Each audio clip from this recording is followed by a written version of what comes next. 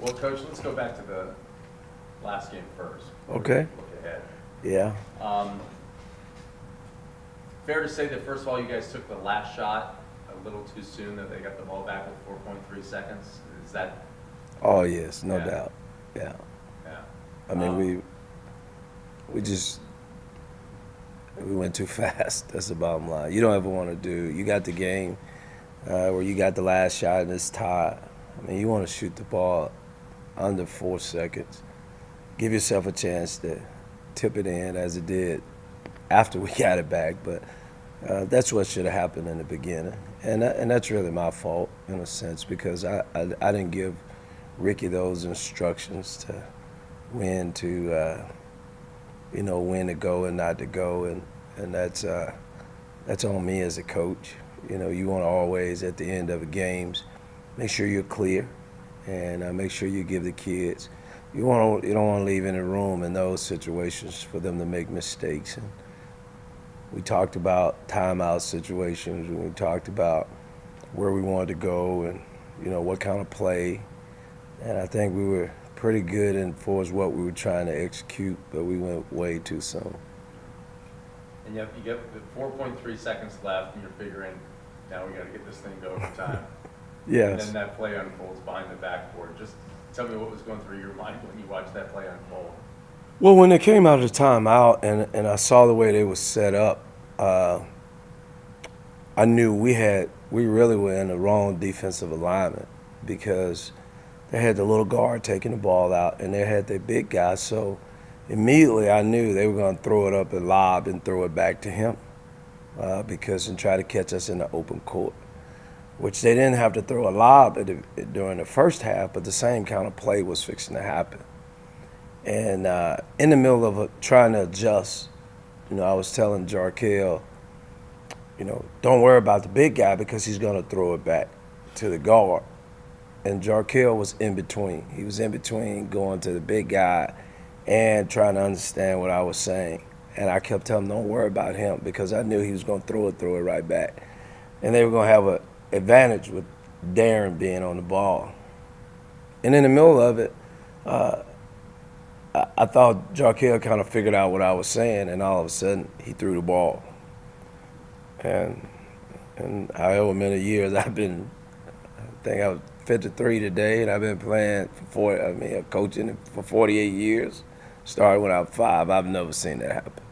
So then you try to transition real quickly to try to get, because now we go from trying to push it in overtime that we got to try to get a good shot off.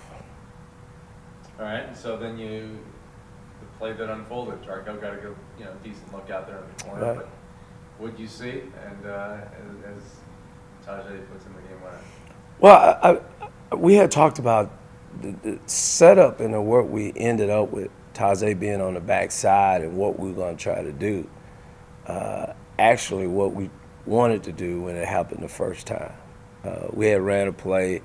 We were hoping that Ricky could come off and give us a chance to get a shot. Not quite as deep as Jarkel shot the ball, but then we were going to screen on the backside and try to get Tajay to the glass because we knew he had an athletic advantage. And so when it happened, they basically kind of went through what we had talked about, even though we ran the play from out of bounds. And Ricky was the one to take it out. But really, in a sense, we wanted to try to get that shot. We had talked about getting Tajay with a brush screen on the backside. So if Ricky would miss a shot, he had an opportunity to tip it in. And, again, Justin Davis and Darren did a great job of, going to the glass to try to push everybody to the backboard. And the ball came off and Tajay made the play. But we didn't draw it up for him to make that play during that particular time. But they just followed what we had talked about on backside, trying to wedge everybody in and then trying to get Tajay to the glass to get him an opportunity. We thought possibly he could get a tip in, but he caught it and released it. So we probably, out of the last 3 plays, there probably was 8 things that happened. Probably the 2 we needed to happen, and that's all you need to win. Those buzzer beaters can be a beautiful thing though, on your own floor and the crowd, and maybe just, spreading word and get some people out here. Well, it is. It's one thing. Is obviously when you get a lot of news, that excitement, enthusiasm, and the people that were here were talking about the game. I thought we had a great crowd. To get national news involved is obviously good for our program, but other people, whether they football, baseball, this is a strong week for viewers because of the NFL and because of the national championship game. It gave us a lot of publicity. And that's a good thing for our program. And it's a good thing for our community, that I think, and hopefully when we get back home, we'll play before a sold-out crowd. And Darren, he's gotten 3 offensive rebounds each of the last 2 games, played better the last 3 games. Is that what kind of gave you the confidence to have him out there in that last possession? Well, Darren is playing well. You didn't want to get in that situation. He's a better free throw shooter than James Suber. And we were on the offensive end. It may have been a different situation if we had been on the defensive end, simply from the standpoint of, we got the last shot and they fouled us. Because if he had got the rebound and they fouled him, I would have felt more comfortable with him being at the free throw than Suber, even though James has been scoring and, I think he's probably 100% over the last 2 or 3 games, but from field, but just felt comfortable with it. And then Darren had been in the game, so in that time you don't want to really, unless you got a guy that's been in those situations a ton of time. When guys get you to the end of the game, unless you're trying to get a free throw for someone or you're trying to get an open 3. I knew I was going to Ricky. So, it wasn't any reason to sub anyone to do anything. And I knew I wanted Taze on the backside. So, the confidence that I have, and I say this, even though if a guy plays a bunch of minutes, I think in certain situations, I probably have more confidence in our players than maybe they have in themselves. So, I thought we had 3 of our best offensive rebounders on the court. But I also thought with Taze having made free throws and Justin Davis and Darren, it gave us the best chance. If somebody ran through a screen, you try to plan as much as you can with probabilities. And a guy, Ricky, came off the screen. If the guard had ran through it and Darren would have been at the free throw line, then obviously we'd probably have said we had the right guy out there. Our last option, which Ricky went through too fast, was Justin Davis. And Justin Davis was surprised. That's why I think, it wasn't a better shot. He was surprised that we all were surprised how fast it happened, but I think he was also surprised because he wasn't expecting the ball to come back to him. So, again, I've got to do a better job in that situation. As a coach, you don't chance that for your players. You don't put them in a situation where, whether it's timeouts or whether it's time, or it's where you want to go to get the ball to. You can give them several options, which I gave Rick. But as he left, I told him, as I told Diedrich, when Diedrich made the shot, I said, you're going to shoot the ball. We're going home with you. And unfortunately, but fortunately, it worked out for us. And you mentioned before just the difference in Darren coming back from Christmas break and how he looked in practice. And was it like a difference in level of intensity and effort and focus and stuff like that you saw? I think all of the above. The thing is Darren had been, we would have days that he would be really, really good at practice, and there would be days that obviously he looked like a guy that was rusty, had been hurt, didn't realize the intensity that he had to play with all the time. And he's still going to improve with that. It's not like he's, at the highest level that I think he's capable of being, but I think he started to learn. And that's what happens a lot of times with the new players. They get in, and we're here in the summer, and we go through spring, fall workouts, and all of a sudden, man, it's game, 2 days game, it's 2 days game, and they never get a chance to really sit back and think, okay, actually, what am I doing right, or what am I doing wrong, or what is coach saying all the time? And we tried to give that to our guys when they went home. Like, hey, this is what is happening. This is what we need you to do. This is how you need to come back. Because now we're fixing to go into conference play.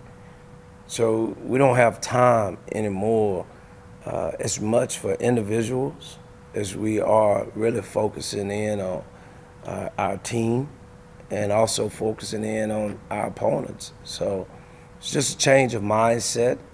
Good thing for him, I think, and a good thing for us as he came back really prepared, ready. He didn't take much time off. He got a chance to get in the gym when he was away.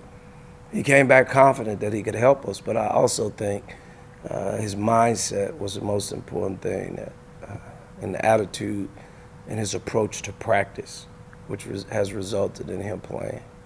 And what were the things that you had mentioned to him before the break? Just so, I mean, I thought he was having good days and bad days, and I thought, in our program, it's just a lesson that if you don't practice well, you don't play. We're not you get to the game and perform, because I just believe, again, we're trying to teach life lessons. And if you want to teach a life lesson, it's your everyday work ethic. It's your everyday focus. I gave our players an example. I mean, I've got coaches that work for me. They can't wait to the day of the game and then show up and want to work, or they want to be focused. So I said, it's not high school anymore. And I just didn't tell it to him. I told him to most of our new guys, it's not high school. This is not junior college. This is not AAU basketball. This is not club basketball. And what I mean by that, this is not where you're going to get an opportunity to play just because you showed up. And I gave an example of, we're not playing in small leagues, little leagues and what I mean by that, every parent wants their child to play. And everyone's going to get a certain amount of minutes.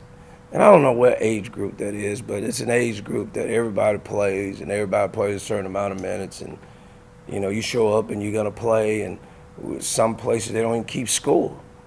We keep score, and it's important that we win. And we're not, again, and it's no one's fault. I mean, it's just the level has changed. In high school, Darren was the biggest guy a lot of times on the court.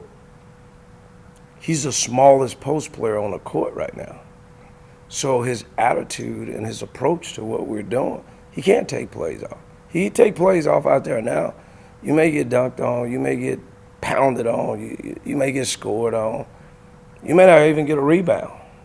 So but again, that's what happens when guys come to Division I basketball, and you have to talk to them and tell them about it, that, right now, when you start talking conference play, no one's playing perfect, but 2 or 3 plays can cost you the game. So we worked all week for 2 or 3 plays and you're not locked in, game's over. And if we're trying to win a championship, which besides playing in preseason tournaments, you're not trying to win a championship. So you could take a loss, you're not playing for conference championships. So, and everyone in the country that's Division I basketball, football, they understand it's a different level of play when you get to conference play. And that's what I told them. We're going to play Gonzaga, the number 7 team in the country. We don't have time anymore to be trying to, talk and discuss about coming to practice every day, or playing as hard as you can every day, or being as physical as you can every day. And definitely don't have time for guys that are going to give their best effort on game nights and forget that we're preparing all week for a 40-minute game. So I think he got that. And looking at conference play, or the conference as a whole, is there anything that surprised you out of the first week of results? Oh, obviously New Mexico State losing.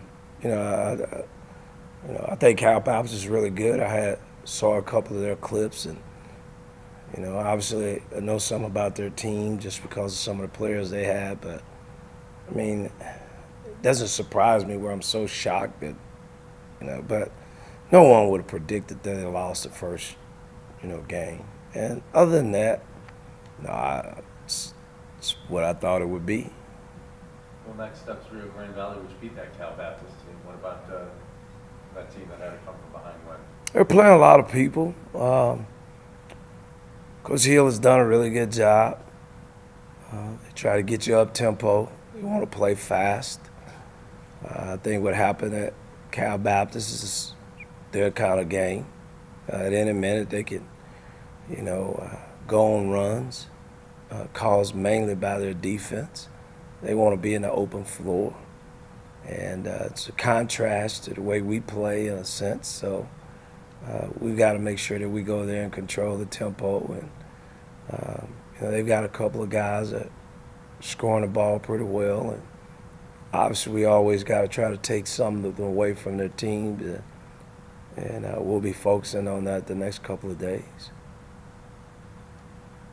When you consider New Mexico State's 2 days after, and I know you take them one at a time. Yeah.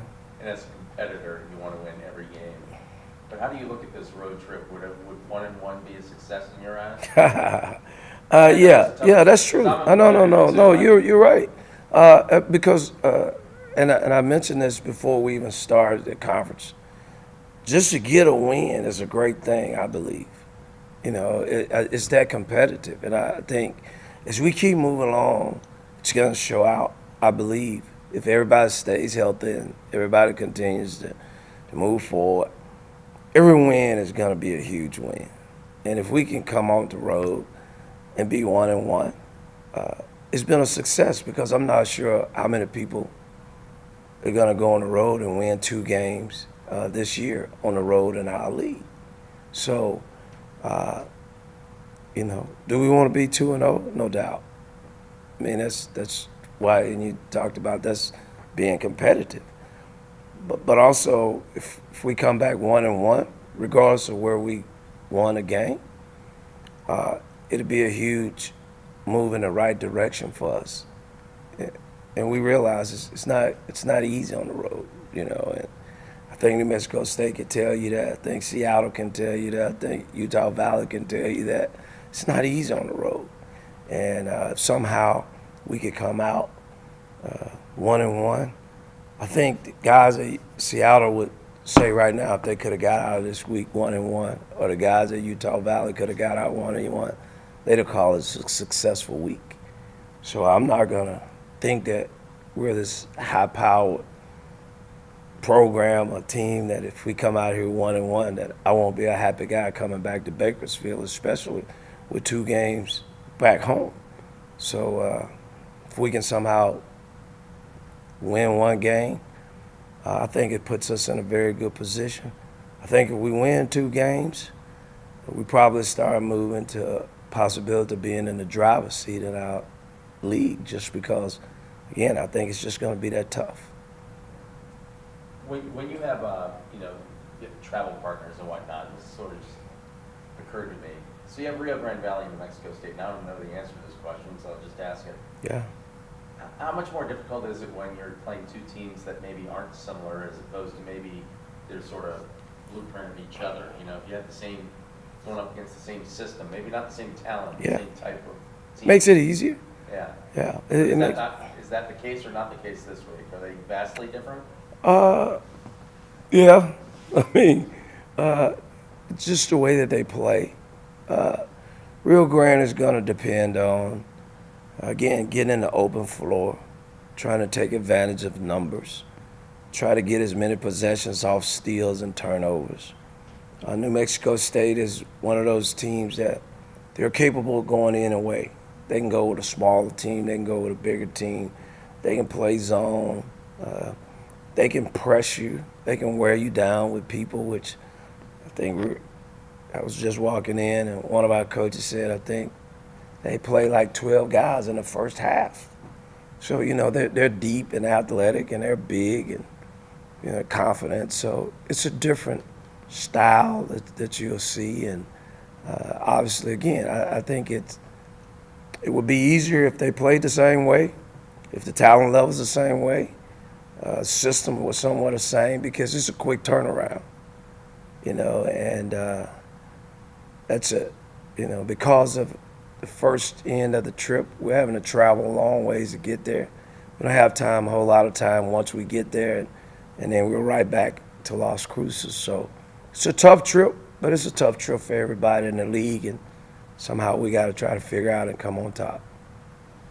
I know you're a defensive team, but you shot the ball pretty well from the field the last two games. I mean, what do you like about the offense this weekend? This past weekend? Yeah.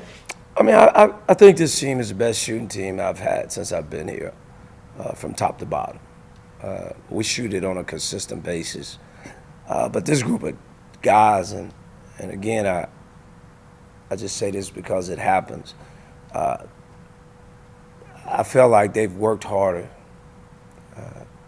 in the offseason than most teams that I've had here on their offensive game. We have guys in the gym all through the day and night. We have guys here on game day that's working on their game from an offensive standpoint. They've put more time in the gym. So as a result, I just think work rewards you. And I think it's rewarding us, because guys that are shooting the ball well for us are guys that we see in the gym all the time. For me, I think it's a challenge for me, and I'm challenged every day because I think if I could get our defense as good as some of the teams that we've had here over the last 3 years defensively, then we become really, really good. But that's the potential that I talked about early on and early with this team. I think our upside to our team, we've got a high upside to it, but we got to continue to get better. We're not as good as we need to be defensively. We're not as good as we need to be on the free throw line. We're not good as we need to be as far as getting to the free throw line. It's a lot of areas that we've got to improve on, and again, that's on me to try to get there. But I'm confident. A lot of our guys, when they jump up and shoot the ball, that it's got a great chance of going in. Speaking of defense, Utah Valley was pretty effective offensively in the second half, and you had trouble with McDougal. Any concerns there in terms of big bodies like that down the road? No, I mean, not really. I mean, he's a good player, and they found, that you got to give Coach Pope credit for that. They found a place how they could spread us, and he was effective. We knew going in, and we talked about this as our team, that he's different than the big kids steal. They go to him a whole lot more on the block, and we've got to have answers for that. And they did a really good job. They spaced us right. It's a little bit different than what they've been doing as far as being able to just go in the post, and because normally they're on the perimeter and they move you around. But no, I'm not going forward. I think we'll make the adjustments that we need to make. And even if we have to change what we do, we didn't trap him a whole lot the other night. We didn't front him at all because we were afraid, in a sense, of letting the Toussaint brother get going. So we made a decision. We'll take your two instead of giving up three. And it worked for us.